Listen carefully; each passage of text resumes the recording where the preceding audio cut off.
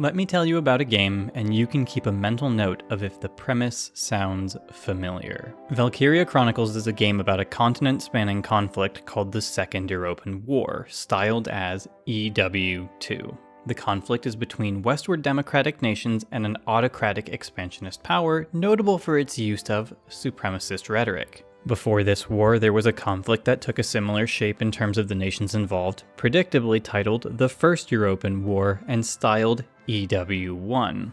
In both of these wars, a small, resource-rich but neutral nation sandwiched between greater powers was invaded by the initial aggressor. The conflicts saw the rise and development of powerful mechanized war machines, of particular note, the tank. Where EW1 is noted for the shape of battle being trench warfare, EW2 is notably centered on fluid, squad-based combat. In said conflict, there are two superstates fighting for dominion, the Atlantic Federation and the East European Imperial Alliance. An otherwise neutral, resource-rich nation called Gallia sits between the two and is neutral more in that it hasn't become part of either superpower, not in that it doesn't get roped into conflict. Realistically, it's a third factor, an unaligned party, more than it is, say, neutral in a join no wars sense. On its face, this is a simplified World War II, yeah? Two sides, a quasi-Benelux that's also sort of Switzerland, no Soviets, not a war of clear ideology, just resources. The two sides are superstates, not complex alliances. There's no other theater or colonial conflict. The bad guys are bad simply because they're mean aggressors and little more, and the good guys, well, it's actually not so simple. Half the point in establishing all this is just to get people grounded. The other half is to clarify that Valkyria Chronicles isn't a world of allegory and vague occasional parallels, it's a parallel world on the whole. When I say anime World War II game, I don't mean it literally, nor am I saying it's in a made-up setting with tanks and planes and stop it there. In fact, planes aren't mass adopted yet. The aggressor East European Imperial Alliance is less of a German Empire or Nazi Germany than they are an Austrian Empire in some ways. The protagonist nation, so to speak, of Gallia is not just a Low Countries allegory being invaded to get around defenses, but rather explicitly to obtain resources. Gallia is invaded over rich deposits of a super mineral called ragnite that can be used for a variety of purposes, from powering street lamps to tank fuel and ammunition to medical compounds. For another blurred parallel, while Gallia isn't invaded to get around an equivalent Maginot line, there is, incidentally, a Maginot-style fort in the game world protecting the bad guy capital. Or maybe it's not the Maginot, but a West Wall, but that's in the fourth game, which has the plot of what if the Allies did Barbarossa without the Commissar Order and stuff, of course. All that to say, historical elements become part of the world-building toolkit, a host of references to be made, but not often strict connections. The game uses details of our timeline in referential and familiar ways, but very little is a simple one-to-one. If that premise is interesting to you, well, now might be a good time to put this video down and find a copy of the game. From here on, I can't avoid brushing against important plot details. And that brings us towards the point of this video. Valkyria Chronicles creates its world using many real-world details, including the concept of a Holocaust. But it would be irresponsible to dive into all the questions such a statement raises without having a better sense of the world as a whole, so let's talk about Valkyria Chronicles and its war story. There's more than one form anime World War II could take. With this being a parallel but not literal iteration, and given it incorporates magic, the potential for deviation is high. They don't have to have somewhere in-game analogous to Poland, for example. There doesn't have to be an ethno-state dictatorship on one side, and there doesn't have to be alliance networks and non-aggression pacts, and I don't stress these parallels with our real-world history in order to diminish the creative choices and world-building of the game, but to clarify what the world is like and how much one can anticipate the world based on knowledge of our real-world Second World War. And from that, understand the decision to include not only persecution, but concentration camps. That's what makes it interesting to have something in the game that's analogous to the Holocaust. In making a game that's got the aesthetic trappings of World War II, they could have easily avoided the subject. In fact, I'd argue that's often why people use parallel fictional settings in the first place, to avoid the potential landmines of controversy, difficult conversations, and potential for a negative reception that touching one of the most sensitive topics in history might bring onto your narrative. In fact, when I refer to it as being on the surface World War II but simpler, that's sort of the ideal spot a lot of fictional settings want to land in. They can brush aside all the discomforts and focus on the aesthetic things like cool tanks, edgy antagonists, and dramatic battles. It's similar to how sometimes the fantasy genre means doing the Middle Ages without the dark parts. There's no harm in the omission either. It doesn't exactly fuel a clean Wehrmacht myth to omit crimes against humanity from a made-up war setting.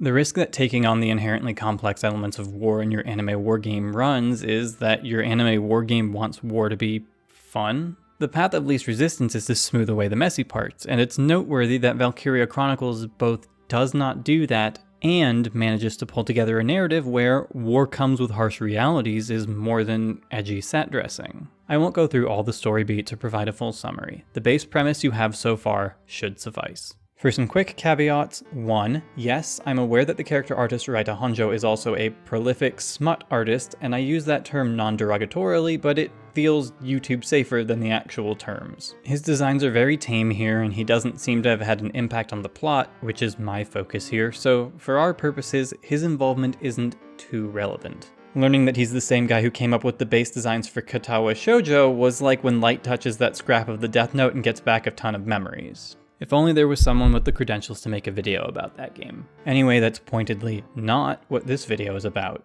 2. One could pick apart the story for some tone issues here and there with little ding noises and everything, I'm sure, but beyond the very start, where the game has a redundant town under attack sequence and some tone problems. What should we do with the bodies, ma'am? We'll bury them. Arrested and shot at? You've had a busy day of it, haven't you, Welkies? I think it's a good plot. Something as subjective as plot quality is only relevant to us in so much as having either a tonal mess or a million plot holes would sink even the most emotionally complex narrative. The game finds a degree of balance between fun war game and war is bad and tragic plot moments. For example, it actually emphasizes the protagonists taking a human life for the first time, even if it's a bit short. This coincides with a few other mature choices the broader series makes, like the use of prisoner soldiers by the good guys, some morally gray strategic plans, self-serving coups by the Allies' representative nation, and racism not being uniquely a trait of the bad guy Axis side. Put a pin in that last one. There are a lot of ways this could have been mishandled overall, and I think it's occasionally iffy the way it is, and to some extent that comes from the anime element in its design, but at least they didn't go with a plot about cat girls being persecuted by the Nazis and put in camps or something. Well, I mean, that was the original design, but look, it's an anime game, it's got genre staples, and those sometimes map poorly onto or sit uncomfortably close to the reality of trying to tell a war story with a stand-in for the Holocaust. Case in point, the mandatory beach episode ends with everyone laughing after one of the hot-headed members of your squad gets bonked with a volleyball. I'm so sorry.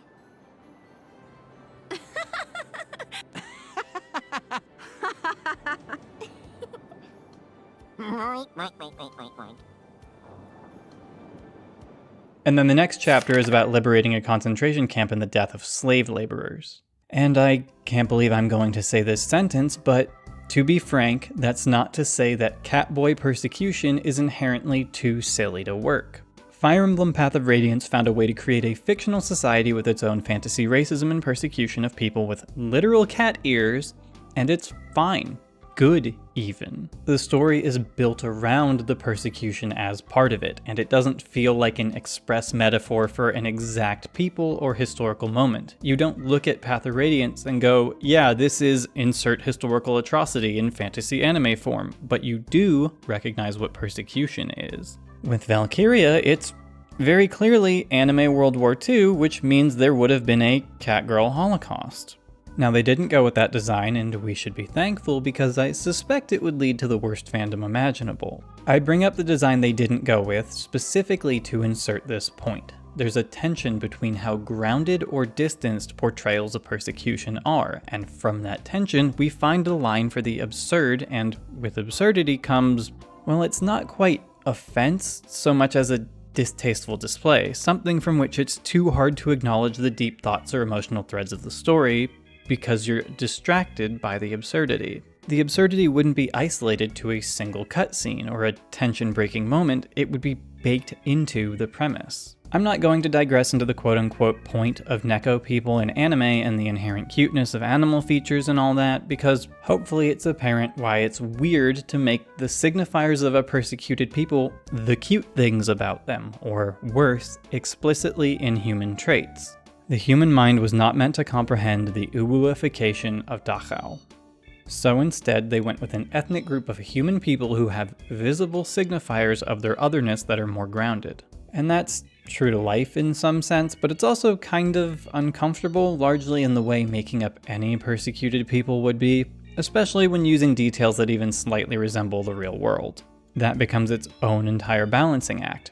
Too much resemblance and it starts to feel like it validates stereotypes or spreads them. Too little and it feels wholly ungrounded, or there's what I can only call, with extreme trepidation, overcorrection? Like the persecuted people are hated in the game world and called ugly and stuff, but in our real world sensibilities are all supermodels, i.e. elves every other time they do this trope in a fantasy world. Valkyria's Darkson end up being a mix of characteristics so as to not be clearly just one real world group's parallel, and they navigate prejudices unique to the game's world. I think once the developers set on the path of including an anime concentration camp in their game, the best way forward was to pull from history in allusion to things, rather than create very concrete singular parallels. Looking at this framework, I don't think Valkyria Chronicles is a must-play masterpiece and all that, but I think dismissing it on the counts of being anime or occasional missteps alone would drop an interesting conversation this game starts about representing atrocity, war, and oppression. If it had been Cat Girls, maybe I'd have dismissed it. With that bullet dodged, let's talk about the form persecution takes in Valkyria Chronicles. One thing I want to get out of the way right away is that the name of the oppressed peoples is the Darkson, which I'm sure people are tempted to read into a few ways, and the English dub also has them pejoratively called dark hairs sometimes. So, yeah. See what she's wearing? Take a good look at that shawl. She's a Darkson. And that explains it. I thought this place stunk. Now I know it does. So, we got ourselves a fat one and a stinky one. PU. It's a regular pig farm in here. Personally, while I know there's some bad history to the connection of dark with non-whiteness and race and all, I can't help giving the benefit of the doubt that it's accidentally leaning into that while etymologically just being dark sin put together. This ties into the way the prejudices against them in the world of Valkyria are quote-unquote justified by an alleged sin the ancestors of the people committed centuries ago. Religion, in so much as it exists in the game, is tied to nationhood and the mythology of the Valkyria. Where in our world we use BC/BCE and AD/CE, revolving the Western calendar around the birth of Jesus Christ, this game uses the EC, European calendar year, rooted in when the Valkyria finished their war against the Darkson, and in doing so, secured a homeland for the Europans from the native Darkson. I don't want to get into the ways the means of persecution of the Darkson parallel real-world people and their persecutions because that could get tasteless. But just know that it's a blend of invented things like negative stereotypes and vague allusions to the real world the same way as anything else in this game. As mentioned before, the term dark hair gets thrown around in the English version, but the other stereotypes have a logic to them, so to speak. Because the Darkson were forced into areas with bad soil quality that ended up being mineral rich, they became associated with mining as a trade, and from that, other negative stereotypes evolved. From mining, they commonly inhabit industrial trades and machine work, and in turn are racially associated with noxious smells. As a form of identifying the Darkson and punishing them for their ancestral sin, they're denied the right to have last names. Persecution is not equal across the continent, though nowhere is free from it. Gallia, which I previously called the protagonist nation, isn't contrasted against the Empire, a nation that literally pogroms the Darkson and puts them in labor camps, by being hyperbolic in the other direction, as a nation free of persecution. It is instead a home to lesser persecutions. The man responsible for a significant quantity of Gallia's technological advancement in the last few decades was a Darkson. Despite his value to the nation and the allowance of status and all, he was still never allowed a last name, which again, isn't a cultural practice the Darkson hold, it's one forced onto them. As might be apparent from that description, the prejudice isn't a half-baked lore detail, and more importantly, it's not unique to the bad guys. Your squad, often referred to as like a family, has racist units. It's here that I'll deviate for a second to explain the way Valkyria Chronicles is structured. Valkyria Chronicles tells its stories in chapters and has a wide range of units with semi-distinct traits. This, naturally, lends itself to a Fire Emblem comparison. It's like older Fire Emblem, in that there's a clear core cast that gets into most cutscenes, and then there's side characters. Few of them have introductory segments or anything, at least in the first game. Most all side characters don't get a second of mandatory screen time outside paralogue side chapters. Like, if you're just watching every story scene in a compilation, you might forget there's a 12-year-old child soldier in the roster. To that end, when I say that there are racist units, and in turn racialized units based on their Darkson subclass, know that not every character gets equal narrative weight, and this isn't fully the story of more than maybe 6 core characters. With that said, it is genuinely noteworthy that 2 of the characters we see the most of are frequently in conflict with the main character's adoptive sister, Isara, because she's a Darkson.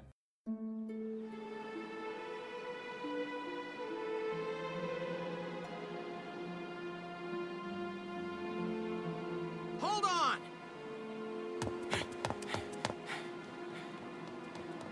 Okay, what's going on here? You really have to ask, Lieutenant?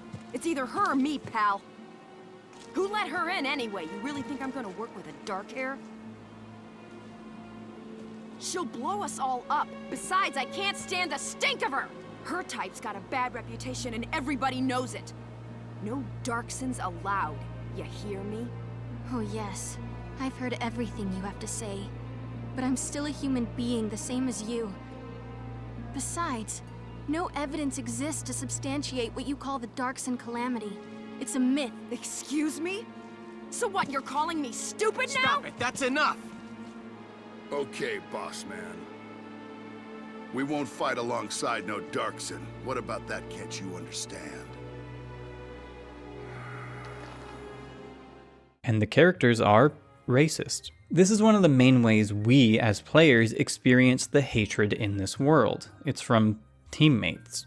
Not just enemy propaganda, not just things said by soldiers we're already primed to dislike for being the evil invading army, not even just some random begrudging party member who you can otherwise put in a corner and never think about, but by characters that get ample screen time and are on your side. The story of that dynamic, the story of persecution, is an integral part of the narrative. And it even follows up with having game mechanics which admittedly sounds a little clumsy. You have subclasses based on the Darkson background, and they tend to only befriend each other, which means there's a partial incentive toward segregating your army, or that's one reading. Another is that segregating your army comes as a clear consequence of individuals and their attitudes, but we'll come back to this. Mechanically, racists get a minus 40% defense debuff if they're near Darksons, because, quote, even just being around Darksons makes them nauseous, leading to a decrease in defense, which is certainly one way to portray racism. The notion of race relations being a mechanic is clumsy, sure, but it's something. It's more evidence that this wasn't just an afterthought, but a definitive part of the game. The developers wanted to center racial and cultural tension. Let's dig into the 2 racist Galleon soldiers with ample screen time, starting with Bridget Rosie Stark. There's something to the way the game treats her hatred like a quirky trait. Let me put it this way. At times, the game genuinely explores the tension of racism and discomfort between characters and means to integrate it into the broader plot. But sometimes, Rosie being racist feels equivalent to the quirks of Fire Emblem characters that are a stand-in for having a personality. Don't get me wrong, she's not truly that one-dimensional, but it's the bonus trait glued to her tough girl archetype. She's just the racist gal. Let's watch the squad's war correspondent, Elliot, interview Rosie. Hey, Largo, wait up! Oh, just let him go. We can have a little chat, just the 2 of us girls. So, Rosie. Can I call you Rosie? Beautiful name, by the way. Do you like flowers? I used to sing at a bar. was hardly a flower patch, but my nickname there stuck. Tell you what, though. Some customers came from miles away just to hear me sing. My. So why's a pretty young songbird with a voice as sweet as a rose so thorny towards Lieutenant Gunther and all those others? I just ain't trusting my back to a stinking dark hair is all. Traumatic past experience with the Darkson leave you bitter, maybe? Think what you want. I got better things to do than sit around gabbing about him is all. You can put me down as allergic, yeah? Just chatting and I'm starting to feel sick.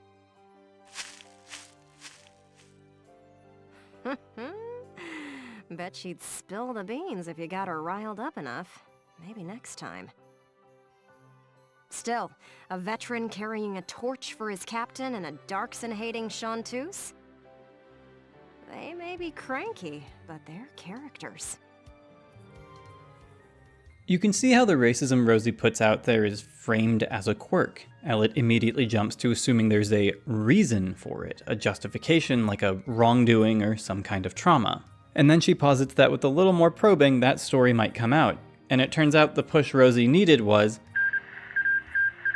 Rosie is justified as racist because her family was collateral damage in a pogrom. Note that the pogrom was committed by Imperial forces, not a Gallian thing, so it doesn't necessarily reflect on the Gallian attitude towards the Darkson, but the way Rosie's hatred is permitted does. In what will be a bit of a recurring sentiment, it doesn't entirely matter to dissect how well written that part of her is, so long as it's not extremely off-putting. It's serviceable for creating the character she is. And of course, since Rosie is racist and the game takes that trait to be a negative, her character arc is about overcoming that racism. We'll come back to this. Now for the other one, Largo. Some of you familiar with the game might object to referring to Largo as a racist. It isn't a defining characteristic of his, and he's very quick to warm up to Isara. He's less the hate speech kind of racist and more the, well, it doesn't bother me when people say hateful things kind of racist. And it's an unfair generalization to assume that all Darksons cause trouble for others. You saying you don't? Look, it's 'cause of you people that my whole... All right, time out, you two. You stay out of this, Largo! We're on patrol here. You keep squawking, and we're likely to get sniped.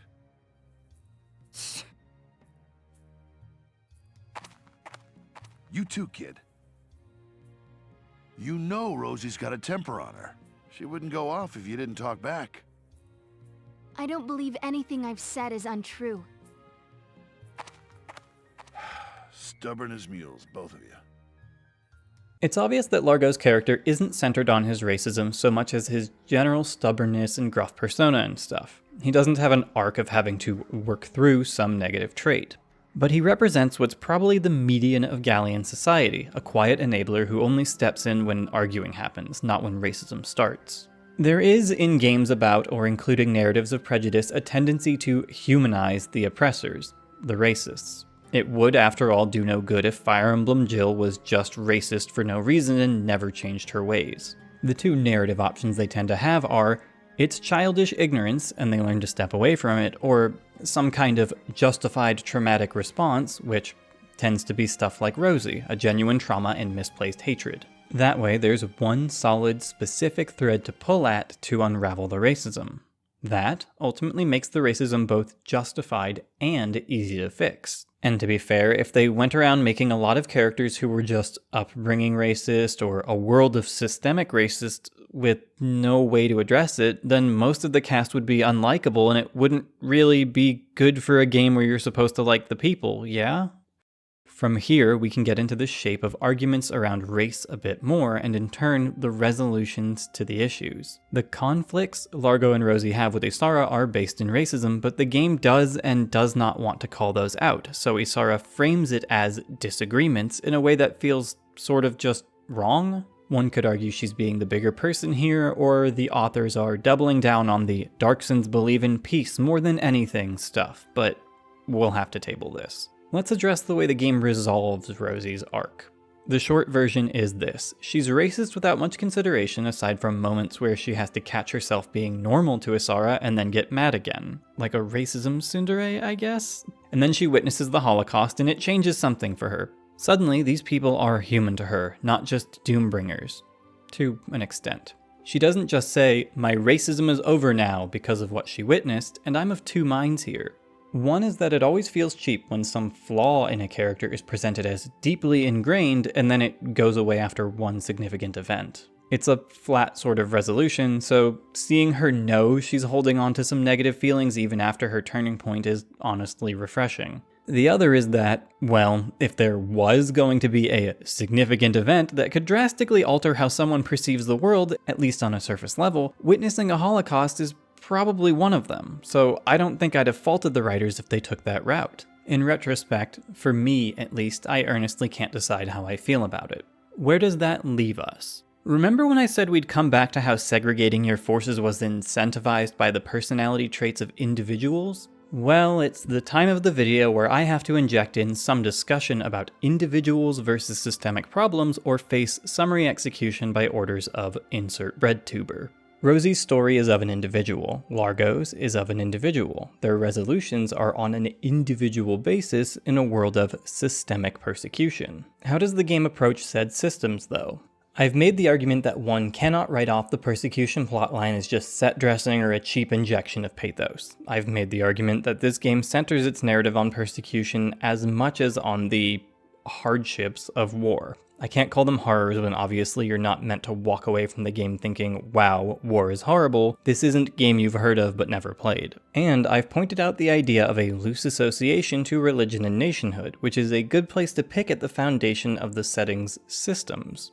Let's talk about the position of the Valkyria in this world as the mythologized opponents of the Darkson and how this story of anti-racism falls into a predictable trap.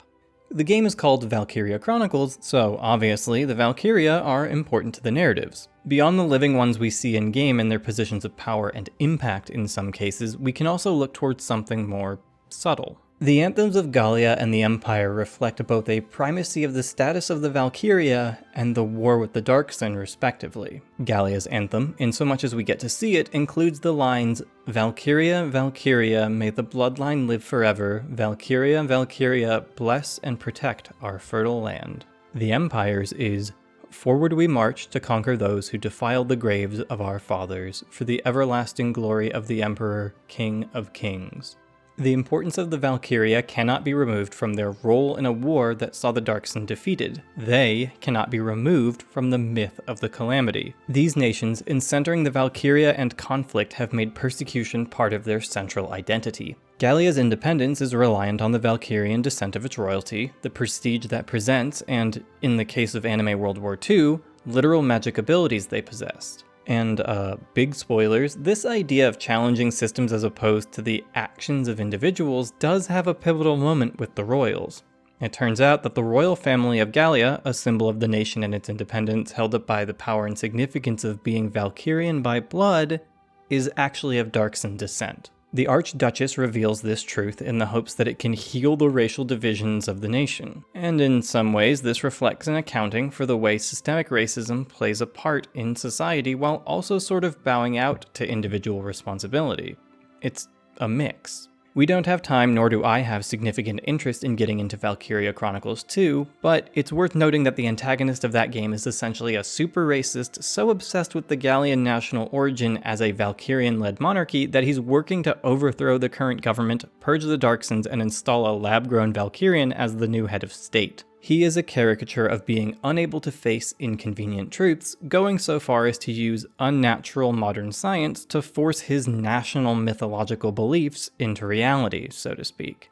His idealized Gallia never existed. Avoiding a tangent, from that we understand that race and persecution are unresolved by the Archduchess's revelation. She didn't hit the end racism button and it was just over. Otherwise, the guy in Valkyria 2 would just be some fringe weirdo nobody listened to instead of leading a rebellion. Cordelia's revelation acknowledges how core to Gallian identity their supremacy was, even as a nation that didn't actively match the horrors of the Empire. This also leads us to a question of resistance and proper resistance. There are moments here and there in Valkyria Chronicles where the question of resistance and how to do it is brought up.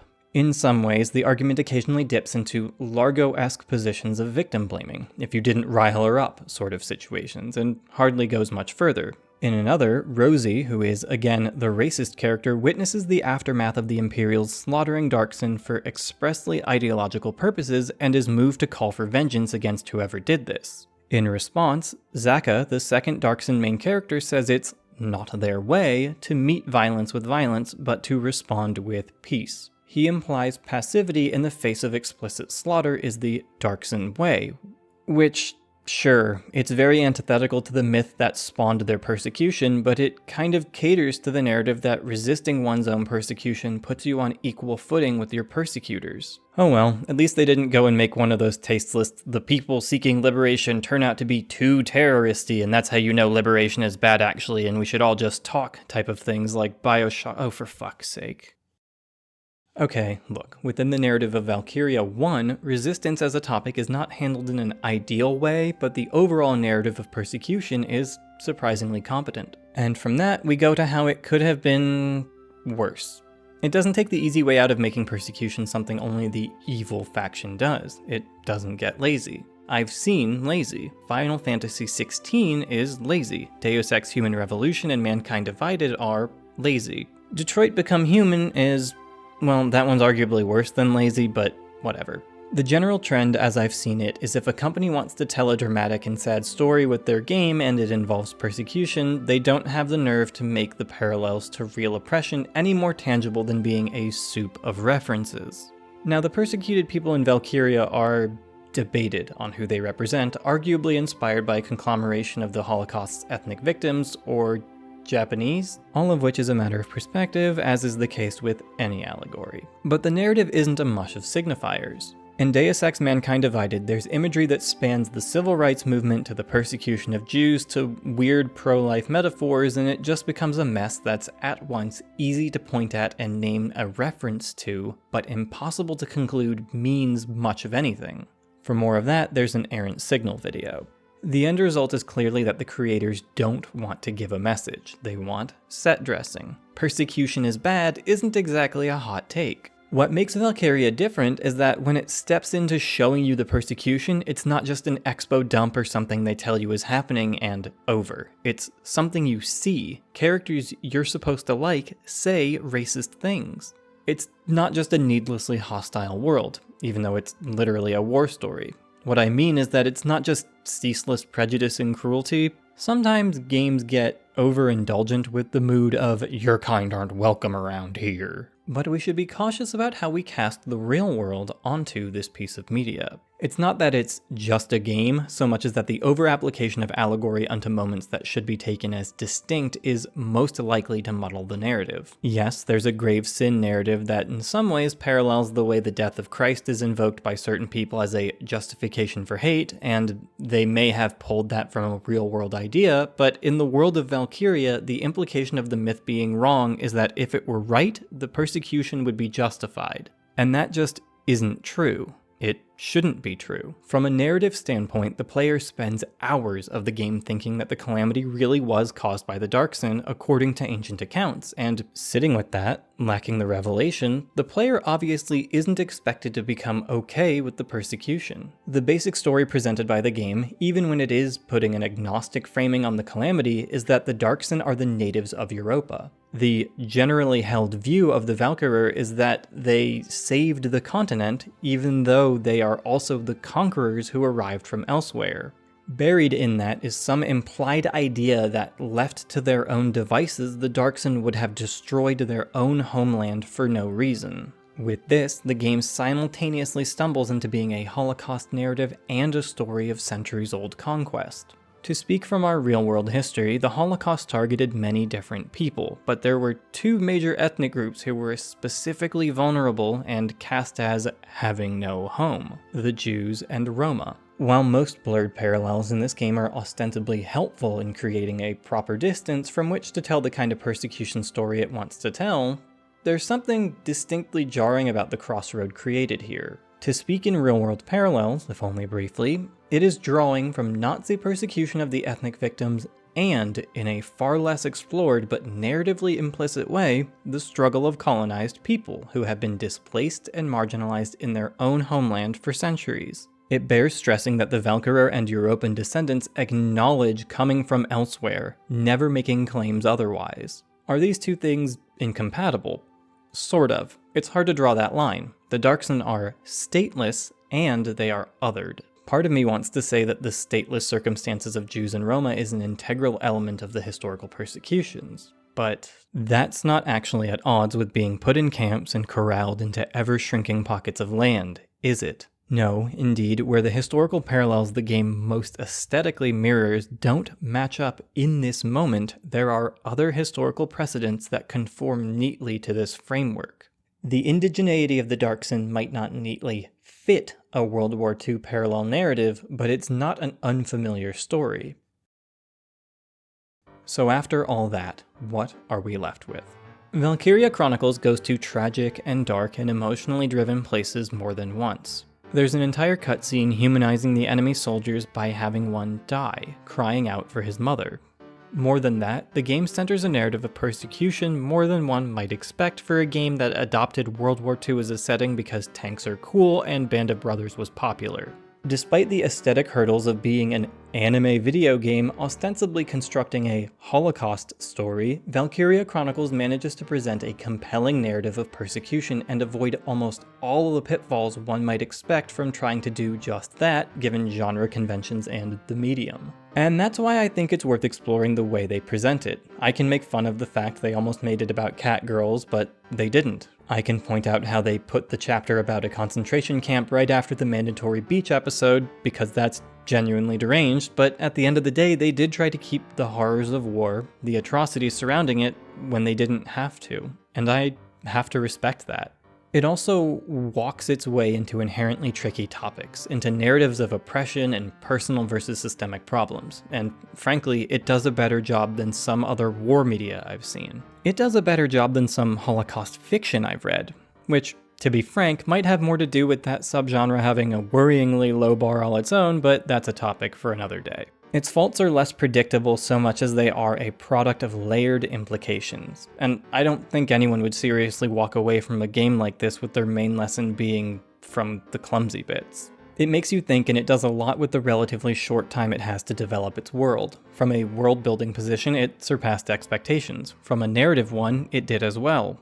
From a, well, not historical one, but from a context and historical issue sensitivity one, it did way better than one could ever hope from a game that was pitched to its lead composer as World War II, but there's a swimsuit scene. It's also pretty fun or whatever. Well, at the very least, I'm excited to see if YouTube, the platform, hates the topic of this video.